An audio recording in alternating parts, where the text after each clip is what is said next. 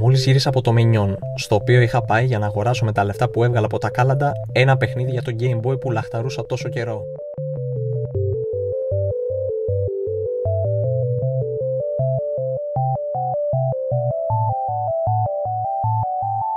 Ο Αστερίξ και ο Βελίξ είναι από τους αγαπημένους μου χαρακτήρες.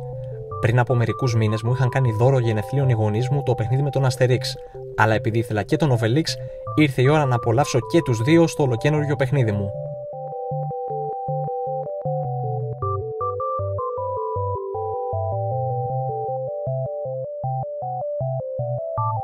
Το παιχνίδι αυτό το ήθελα καιρό, επομένως χωρίς χρονοτριβή θα το ανοίξω επιτόπου. Όπως βλέπετε, επειδή δεν κρατιόμουν, αφαίρεσα τη ζελατίνα ενώ ήμουν στο λεωφορείο.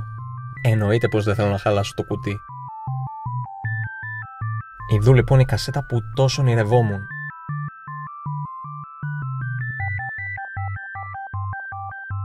Μαζί με την κασέτα όμως έχει και πολλά εγχειρίδια τα οποία εγώ στην παρούσα φάση δεν μπορώ να τα διαβάσω γιατί είναι γραμμένα στα γερμανικά.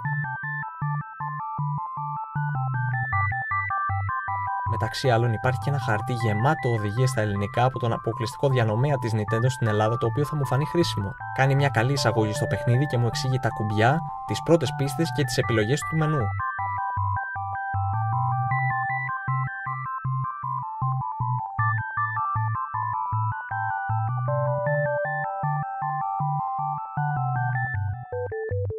Η μεγάλη ώρα έφτασε λοιπόν. Κουμπώνω με προσοχή την κασέτα στο Game Boy και είμαι έτοιμος να ξεκινήσω την περιπέτεια με τους αγαπημένους μου ήρωες.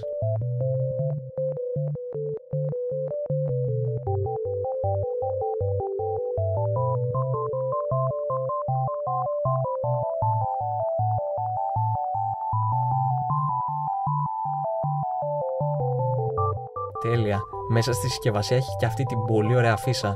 Ό,τι πρέπει για στόλισμα στην ντουλάπα μου. Με την ελπίδα πάντα ότι η αδερφή μου δεν θα τη βγάλει για να βάλει κάτι κοριτσίστικο πιο δίπλα.